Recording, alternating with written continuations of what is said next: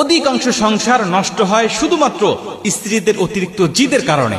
আপনি আমার কথা মানেন অথবা না মানেন, কিন্তু আমার কথা আপনাকে বিশ্বাস করতেই হবে, এটাই চিরন্তন সত্য।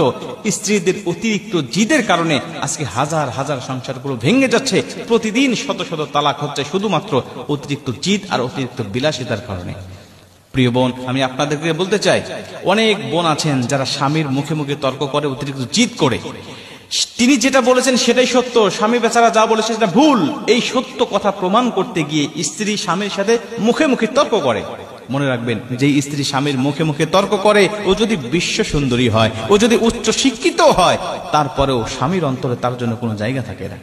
কিন্তু যদি কোনো মেয়ে, সে দেখতে ভালো নয়, চেহারা সুরত খুব বেশি একটা ভালো নয়, অতিরিক্ত শিক্ষিতও নয়, কিন্তু তার প্রতি স্বামী ভক্তি আছে। আল্লাহ যে বলেছেন, আর রিজালু কাওয়ামুনা আলান নিসা, আমি প্রতিটা স্ত্রীকে স্বামীর আনুগত্য করে দিয়েছি, স্বামীর আজ্ঞাবহ করে দিয়েছি, স্বামী যা বলবে স্ত্রীরা সেটাই শুনবে।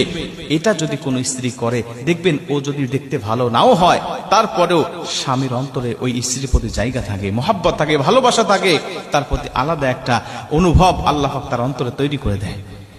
প্রিয় বোন, অনেক বোন আছেন যারা স্বামীকে অতিরিক্ত বিলাসিতা দেখাতে যায়।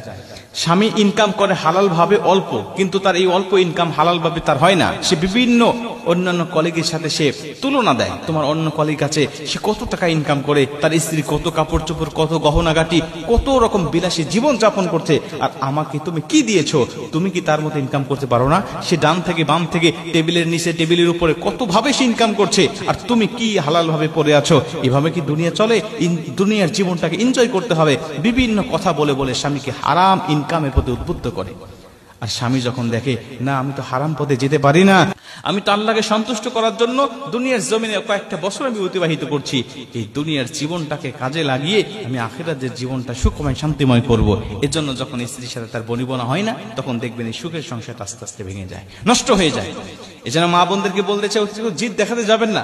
আবার অনেক মা বোনরা আছেন যারা মার কথা, বোনের কথা, পাড়া প্রতিবেশীর কথা, বন্ধু বান্ধবীদের প্রলোভনে পড়ে তাদের কথা শুনে স্বামীর সাথে জিদ করে, স্বামীর সাথে মুখে মুখে তর্ক করে, এবং স্বামীর সাথে অতিরিক্ত বিলাসিতা দেখাতে যায়। মনে রাখবেন, আবার অনেক স্ত্রী আছেন যারা স্বামীর সাথে ঝগড়া হওয়ার পরে, স্বামীর সাথে কথা কাটি হওয়ার পরে এই কথাটা বন্ধু বান্ধবীর কাছে বলে বেড়ায়, আত্মীয় স্বজনের কাছে বলে বেড়ায়।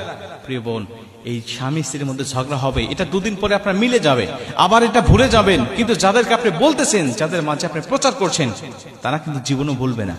সুযোগ হলে, সময় হলে আপনাকে খোঁটা দিবে আর বলতে থাকবে, ওই কথা স্মরণ করিয়ে দিবে যেটা আপনি ভুলে গিয়েছেন অনেকদিন আগে।